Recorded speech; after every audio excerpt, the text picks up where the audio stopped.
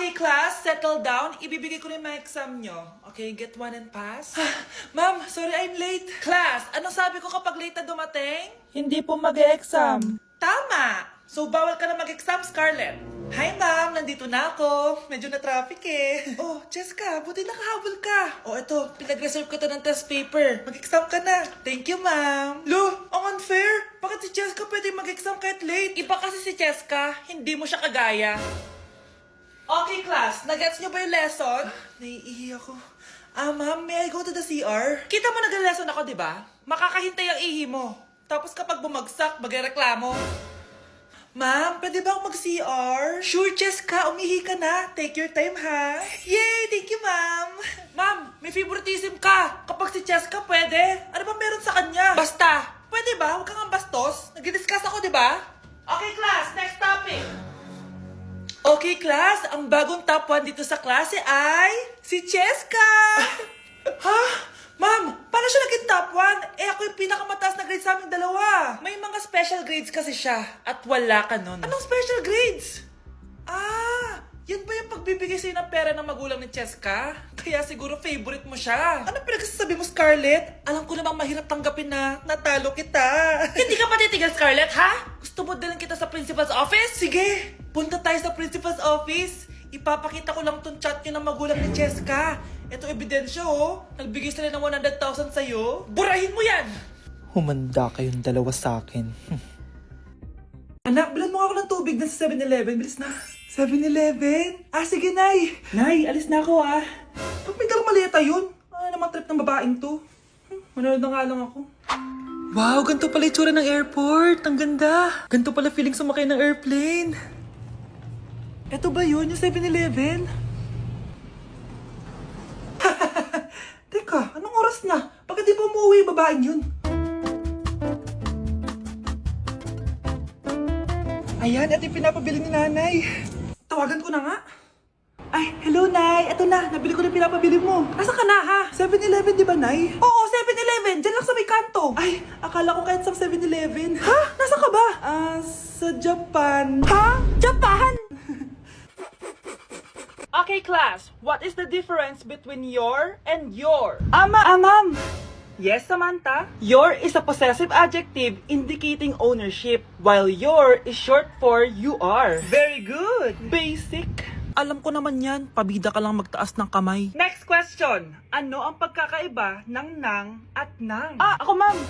Okay, Scarlett. Ang nang ay nagpapahiwatig ng pagmamayari. Ang nang ay nagpapahayag ng paraan o panahon. Tama! Mahusay ka, Scarlett. Sobrang dali lang naman ang tanong eh. Next question. 10 points ang makakasagot neto. What is the biggest organ of our body? Mama ko, ma'am!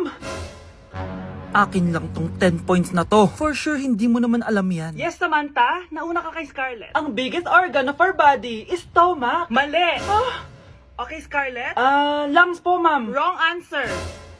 Wala na bang gusto sumagot, class? Ma'am, ang biggest organ of our body is skin. Correct! Tignan niyo si Kyle, oh. Kahit di nakikinig sa akin yan, tama ang sagot niya. So, Kyle, paano mo nalaman ang sagot? Yun po kasi sabi sa Google, eh. Bes, bakit ka absent kahapon? May pinuntahan kasi ako, Bes. Ano yan? Ba't mo tinatakpan yung bibig mo? Mabaho ba yung hinga mo? Ano kasi eh. Hala, naka-braces na si Scarlett. Kaya siguro absent siya kahapon. Bes, magkano yung braces mo? Di ba mahal yan? Rich kid ka siguro. 5K lang to, pero naka-promo kasi sila, kaya 3K na lang. Ako na rin nag-change ng rubber kasi kamahal man. Nandito ba si Scarlett? Present po, ma'am. Anong present? Ayusin mo nga magsalita. Sorry, ma'am. Di po kasi ako makapagsalita na maayos. Masyakit po kasi yung braces ko. Ay, wow. Kala mo talaga. Anong ginagawa niya? Over naman sa pakita ng brace. Bes, ano yan? Ba't ganyan ka mag-tiktok? Siyempre para makita ng mga friends ko na may braces na ako. Ganon? Tsaka para ma-ROI ko na din to, no? Sige, Bes.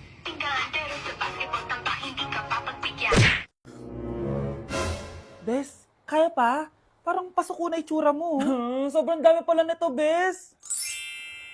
Grabe, ang fresh mo pa din. Paano yan? Huwag ka maingay, Bes. Eto ang sikreto ko. G2G Perfect Cover Cushion. Perfect talaga to kasi lightweight na and high coverage pa. Oh, tignan nyo naman. May 3 shades to and ang shade ko ay ang custard. Try nating basain yung face ko. Oh, ayan.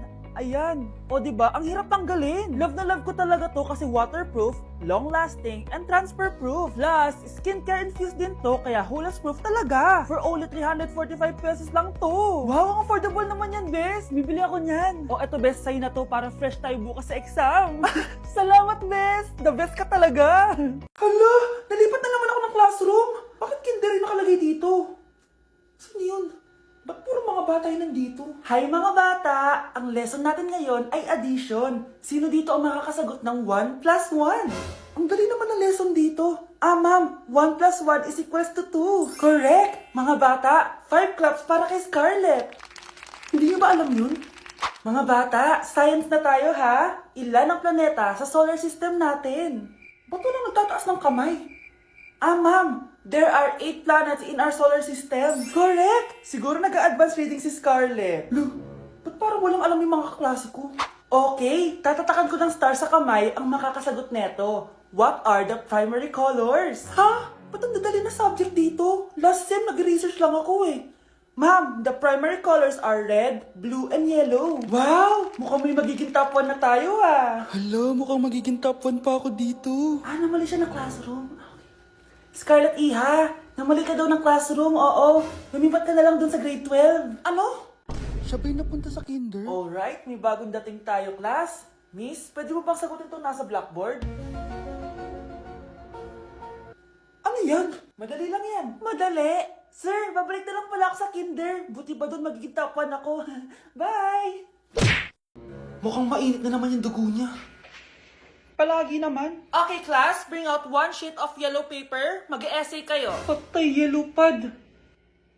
Ah, be. Scarlett, pengin naman ako niyan. Ayoko. Last week ka pa, ha? Ikaw na nakaubos ng yellow pad ko. Ha?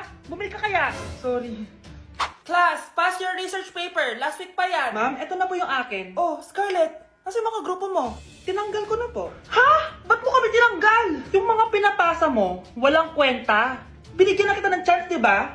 At ikaw naman, Samantha, hindi ka naman nag-send ng GC, di ba? Oh, kayong dalawa. Gumawa kayo ng sarili nyo research, ha? Bes, paano na tayo niyan? Pinapainit niya talaga dugo ko ah.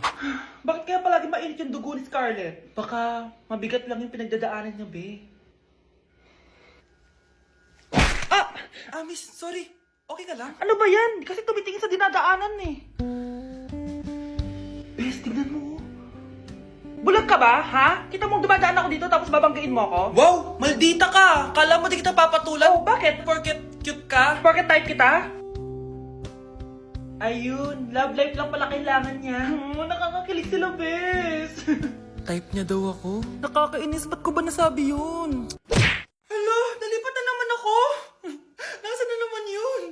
Ha? Kailan pa nagka-aircon sa classroom namin? Alamig. Class, bring out your iPad and Apple Pencil. Mag-lecture tayo, okay? Kopyahin niyo yung nasa projector. Ano daw? iPad na gamit ngayon? Grabe, ang yayaman naman ng mga tao dito. Ah, ma'am, pwede mo ba ako magsulat sa notebook? Ha? Wala kang iPad? Class, di ba nasa school requirement natin na dapat may iPad kayo, okay? So, babalik ka na sa nanay mo. Di na uso yung notebook dito. Wala naman kami pambili nun eh. Oh, class, i-share nyo naman kung saan kayo pumupunta tuwing weekends. Ah, ma'am, nasa Japan po kami tuwing weekends kasi malamig dun tapos may snow pa. Ma'am, sa Paris po kami. Nandun po kasi yung Eiffel Tower tapos sila mami po kasi mahilig mag-shopping dun eh. Lu, ang bongga naman ng mga to. Oh, ikaw, Scarlett. Sa kwarto ko lang po, ma'am. Kailangan po ba umalis? Hindi naman. Siguro mas gusto ni Scarlett yung nagpapahinga siya sa magandang kwarto niya. Class, magkukulak ako ng class funds ha? 1,000 each student lang. Ha? 1,000 yung class funds dito? Ma'am, card po yung mode of payment ko. Sure, patap na lang. Ayan. Ma'am, ako din po card. Ayan, okay na. Wala na akong pera. Ma'am, pwede ba ako bumalik sa dati kong school? Ang yayaman kasi ng mga tao dito eh. Ay, ganun ba? O sige, i-drop na lang kita ha? O ito po ma'am, card na lang. National ID.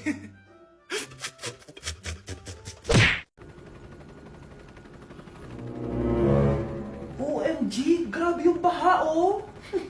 For sure marami naman nakurakot si Dad. Paldo. Oh, Jessica, ba't ang aga mo? Di ba traffic kasi baha? Ay, opo ma'am. Baha nga po eh. Kaya pinag-helicopter na ako ni daddy para safe ako. Kawawa nga po yung mga tao eh. Wow, sana all. Ah, yes daddy?